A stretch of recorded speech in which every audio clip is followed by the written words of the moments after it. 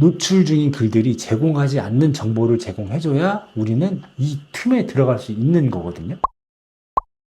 아무리 홈피드가 핫하다고 해도 검색 시 노출되는 글 절대 무시 못하거든요. 통합 검색 내에 노출되는 거 진짜 중요해요. 진짜로. 물론 한번 노출시켜두면 평생 노출되는 건 아니에요. 뭐 노출됐다가도 수일 내에 글이 사라질 수도 있긴 하지만 그 이상 노출 유지되는 글들이 대부분이죠. 그래서 오늘은 이 통합 검색 내에 내 글을 어떻게 노출시키는지에 대해서 좀 자세히 다뤄보고자 하는데, 블로그를 시작했다 아니면 하고 있는데 노출이 잘 안 된다, 꼭 끝까지 보시는 게 좋습니다. 자, 먼저 5월 26일에 발표된 내용이죠. AI 생성 콘텐츠와 단순 정보형 콘텐츠가 범람하게 된 시대에 어떤 콘텐츠가 경쟁력을 갖게 될까? 창작자만의 맥락과 경험이 담긴 콘텐츠에 더 높은 가치를 느끼게 된다. 자, 근데 이 내용은 진짜 맨날 나오는 얘기이긴 해요. 현 업데이트 말고 바로 직전에 가장 크게 업데이트된 게 바로 스마트 블록인데, 이때도 이런 형태로 작성돼야지만 노출이 된다고 네이버에서 알려줬어요. 많은 분들이 이렇게 읽어서는 다 알아요. 다 알지. 다 아는데, 근데 막상 컴퓨터 앞에 앉아서 글을 쓰려고 하면은 안 되죠. 제가 하나씩 좀 짚어드리려고 하는데, 먼저 1번, 2, 3, 4, 5번 중에 직접 경험한 지식, 이게 가장 중요한 건데, 이거는 제가 마지막에 설명을 드리고, 일관된 주제로 하라. 메인 키워드 노출권을 만드는데 가장 중요한 포인트가 일관된 주제인데, 한 블로그에서 여러 주제를 다뤄도 상관없어요. 상관없는데 난이도, 즉 뭐 조회수가 어느 정도 나오는 키워드는 접근하기가 어려워져요. 일관된 주제로 육성하지 않은 블로그는 이런 좀 조회수가 나오는 메인급 키워드에 대한 접근이 어려워진다는 거죠. 물론 조회수가 높다고 해서 키워드 레벨이 높은 거는 아닌데, 쉽게 제가 좀 설명드리려고 이렇게 말씀을 드린 거지 꼭 그렇지만은 않아요. 한 예로 건강 블로그라고 하면은 뭐 위암 증상, 대장암 증상 같은 키워드들이 메인급 키워드를 할 수 있는데, 이 정도 되는 키워드는 잡블로그에서 담기는 어려울 수 있어요. 이도 그럴 게, 조회수가 많은 키워드는 당연히 많은 사람들이 찾아봤으니까 조회수가 높은 거죠. 그렇다 보니까 관련 분야의 글을 오랫동안 써온 검증된 블로그들을 우선 수집하고 보여지게 돼요. 어쩔 수가 없어요. 이 기준조차 내세우지 않는다면 네이버 검색의 질은 말도 안 되게 더러워지겠죠. 뭐 지금도 그렇게 좋은 거는 아닌데, 뭐 일관된 주제로 한다, 메인 키워드에 대한 노출 가능성이 충분히 높아진다고 이해하시면 될 것 같아요. 이렇게 생각하실 수도 있어요. 최적화 블로그만 있으면 노출은 그냥 되는 거 아니냐. 예전 같았으면 그런데 지금은 아니에요. 뭐 정말 많은 키워드들이 뭐 위암 증상, 대장암 증상 등을 검색했을 때 인플루언서 영역은 상단에 있고, 브랜드 콘텐츠, 뭐 예전처럼 뭐 블로그 글이 뭐 어떤 블로그가 1등, 어떤 블로그가 2등 이렇게 나오는 게 아니라, 지금 이런 이 키워드에 맞는 영역들이 노출이 되는 걸로 바뀌었죠. 인기 주제, 뭐 정말 뭐 이제 쓴다고 해서 그냥 노출이 되는 게 아니라, 지금 통합 검색 내의 검색 결과들이 전부 다 이런 식으로 바뀌었습니다. 블로그가 비집고 들어갈 자리는 거의 없죠. 네이버 지식인 자리들이 좀 있고, 뭐 대장암 증상이라고 검색을 해도 국가암 지식정보센터, 그 다음이 네이버 지식백과, 국민건강보험. 자, 정말 이렇게 많은 키워드들이 이런 검색 결과들로 보여지는 형태로 바뀌었고, 바뀌지 않았더라도 인기글 내에 보여지는 글들이 이제는 최적화를 우대해주지 않는 상황으로 바뀌었어요.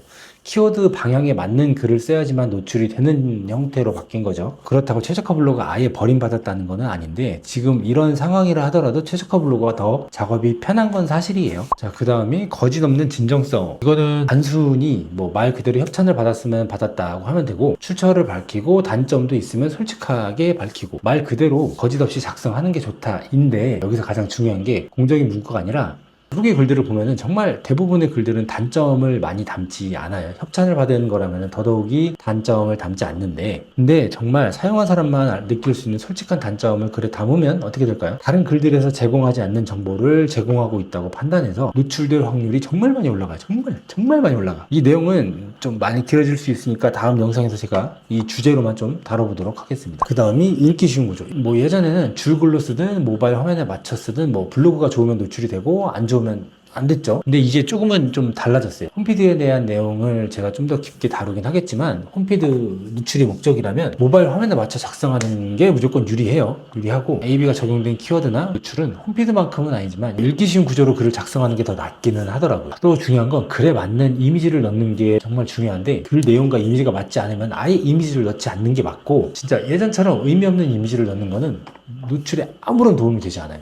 없으면 아예 안 넣는 게 오히려 진짜 더 낫습니다. 최신성 유지를 또 보면은 이 내용을 보면은 변경된 정보는 업데이트하고 꾸준히 새 컨텐츠를 생산하라인데 내가 무슨 글을 올렸어. 근데 정보가 갱신돼서 무언가를 수정해야 돼. 그렇다고 기존 글에 제목을 수정하고 사진을 수정하고 내용을 수정하라는 게 아닙니다. 글을 새로 쓰라는 거예요. 네이버는 예전부터 지금까지 글 수정하는 거를 별로 안 좋아해요.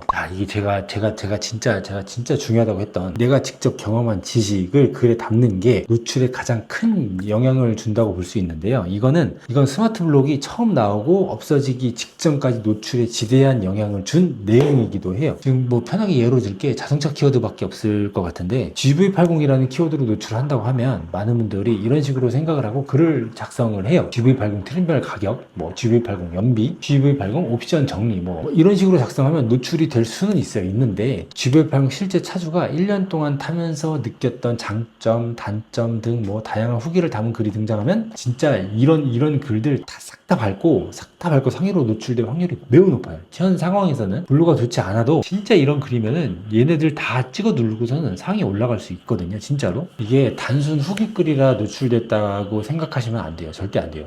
노출 중인 글들과는 다른 정보, 현재 노출 중인 글들이 제공하지 않는 내용을 네이버에 제공을 했다고 생각하셔야 돼요. 그래서 노출된 거예요. 이런 뻔한 내용들로 노출 중인 글들이 제공 중인 비슷한 정보가 아닌 다른 정보를 제공하려면 가장 좋은 게 직접 경험한 것밖에 없거든요. 이게 전부고 이게 다예요. 제가 아까 뭐라 그랬죠? 노출 중인 글들이 제공하지 않는 정보를 제공해줘야 우리는 이 틈에 들어갈 수 있는 거거든요. 자, 단순히 2주 전 이 글들이 어떻게 이 틈을 비집고 들어왔는지에 대해서 제가 딱 짚어서 말씀드리면은 차가치가 작성한 성공해서 망한 제네시스, 이게 무슨 글인가 봤더니 판매량에 대한 내용으로만 포스팅을 한 글이에요. 판매량. 지금 노출 중인 글들 중에서 시승기가 하나도 없었어요. 근데 이 6월이라는 블로그가 시승기라는 제목과 내용을 가지고 들어왔더니 바로 상단에 꽂혔죠. 지금 노출 중인 글들을 보면은 이 GV80 검색을 해서 보면 실제로 GV80을 검색했는데 GV80 하이브리드에 대한 내용을 다룬 게 이 블로그 하나예요. 여기도 하이브리드에 대한 내용이 없죠. 쭉쭉 내려가서 보면은